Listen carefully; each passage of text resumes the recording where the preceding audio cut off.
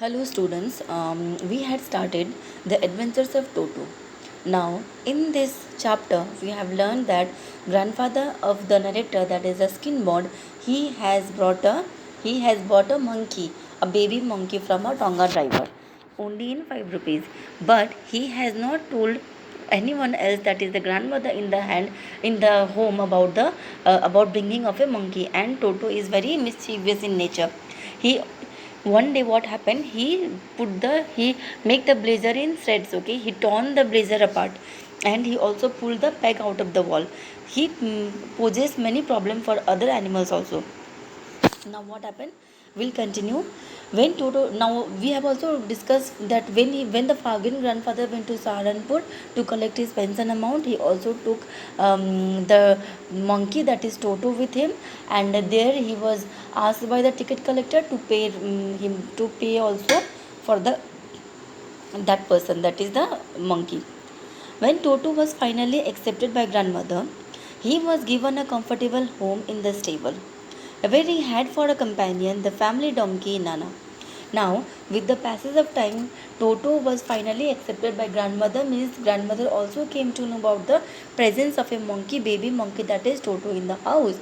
And after that, the Toto was kept in the stable of the donkey. There was also a female donkey in their house whose name was Nana, and with Nana he was kept. On Toto's first night in the stable, grandfather paid him a visit to see if he was comfortable. Now, what happened? We all know that he is mischievous in nature. When he was in the small zoo, in the private zoo with other animals, he used to disturb other animals.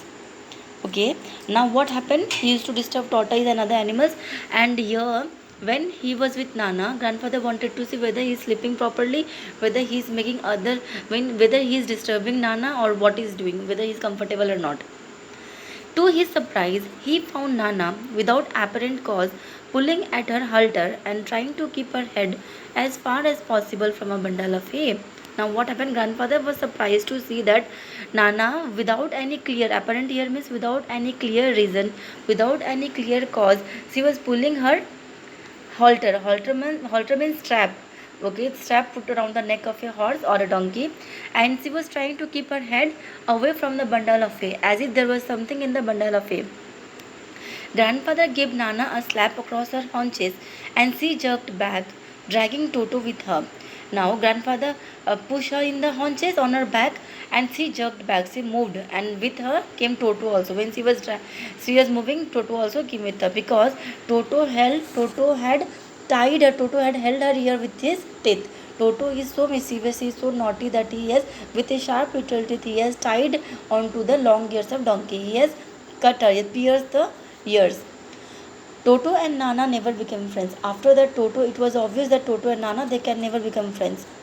A treat for Toto during cold in winter evenings was a large bowl of warm water given him by grandmother for his bath.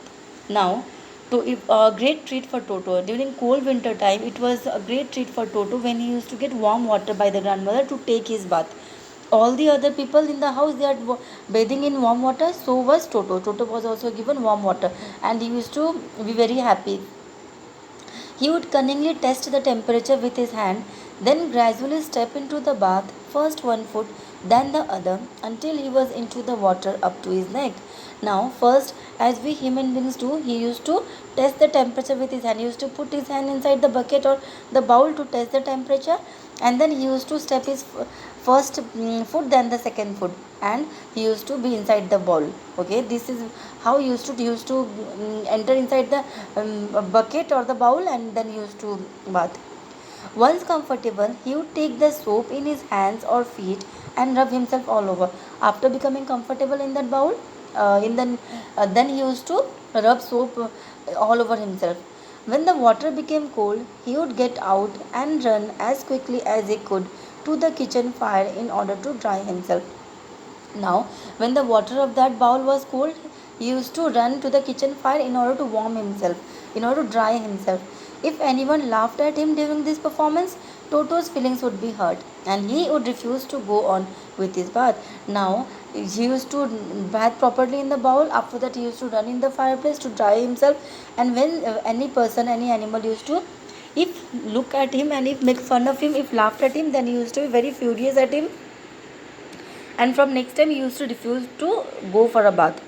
One day Toto nearly succeeded in boiling himself alive. Now this was his routine. He used to bath in this manner. Now one day something else happened and he was on the verge of killing himself, boiling himself. A large kitchen kettle had been left on the fire to boil for tea and Toto. Now a large kettle full of water was kept on fire so that water can be warmed back for bathing of Toto and also for tea. Finding himself with nothing better to do, decided to remove the lid. Now Toto, he found nothing better to do. He was getting bored. He wanted to do something naughty, so he decided to remove the lid of the kettle. Finding the water just warm enough for a bath, he got in with his head sticking out from the open kettle. He checked the temperature of the water just as he used to do when he used to take bath, and he found that water was only enough for a bath. And he got inside, and his head was sticking out of the open kettle. This was just fine for a while until the water began to boil. This was okay for a while, but slowly the fire was on, the fire was burning, and slowly the water began to boil. Toto then raised himself a little, but finding it cold outside, sat down again. Now, when he used to feel hot, Toto used to come outside. When he used to come outside, he used to feel cold. Then again, he used to go inside. This thing he used to repeat in order to save himself from both hotness and coldness. He continued hopping up and down for some time until grandmother arrived and hauled him half boiled out of the kettle. He continued hopping up and down, going up and coming down for some time. Then grandmother came and saw him, and she hauled him. She pulled him out of that kettle, half boiled. If there is a part of the brain specially devoted to mischief, that part was largely developed in Toto. If there is something, if we have any part of brain that in that mischief making ideas comes, then that is in Toto, because Toto is very mischief making, he is very naughty. He used to do things which used to irritate other people and other animals. He was always tearing things to pieces. Whenever one of my aunts came near him, he made every effort to get hold of her dress and tear a hole in it. Now, he always used to tear things and used to make them into rags, into pieces. Whenever Ruskin Bond's aunt used to visit him, Toto used to tear their clothes. Not in pieces, but he used to make a hole. One day at lunchtime, a large dish of pulao stood in the center of the dining table. One day what happened? At lunchtime there was a large plate of pulao, large dish of pulao. It was kept on the center of the dining table. We entered the room to find Toto stuffing himself with rice. And they entered the room, they found that Toto was stuffing himself. Toto was eating rice. My grandmother screamed and Toto threw a plate at her. Seeing that the rice was eaten by whom? Toto, grandmother screamed. And in anger, Toto threw a plate at her. When grandfather arrived, Toto picked up the dish of plough and made his exit through a window. Now what happened? When the aunt rushed forward, she was hit with a glass of water. And when grandfather arrived, Toto took the plough dish and made his exit. He exited through the window. We found him in the branches of the jackfruit tree, the dish still in his hand. Now what happened? He ran and he climbed the jackfruit tree and he was eating. He was holding the dish in his hand. He remained there all afternoon, eating slowly through the rice, determined on finishing every grain. He remained there till afternoon and he thought that he will finish all the rice, even last grain. And then, in order to spite grandmother, who had screamed at him, he threw the dish down from the tree and chattered with delight when it broke into 100 pieces. Now, in order to spite means, in order to anger grandmother, he screamed. What happened? He threw the dish from the tree, and when it broke into pieces, into 100 pieces, he chattered. He laughed with delight. He was very happy because grandmother was angry at that. Because grandmother had screamed at him, he also took the revenge. Obviously, Toto was not the sort of pet we could keep for long. Even grandfather realized that. Now we all know the monkey is very mischievous, they are very naughty, and it is not at all easy to keep a monkey at home. Monkey cannot be kept as a pet. So even grandfather, who was very fond of this Toto, realized that this animal cannot be kept in the house, because he also disturbed Nana, he also disturbed tortoise, other animals. We were not well to do and could not afford the frequent loss of dishes, clothes, curtains, and wallpaper. Now the family of Ruskin Bond was not that rich that they could afford the frequent loss of things like curtains, dishes, clothes, which Toto used to do. So grandfather found the Tonga driver and sold Toto back to him for only 3 rupees.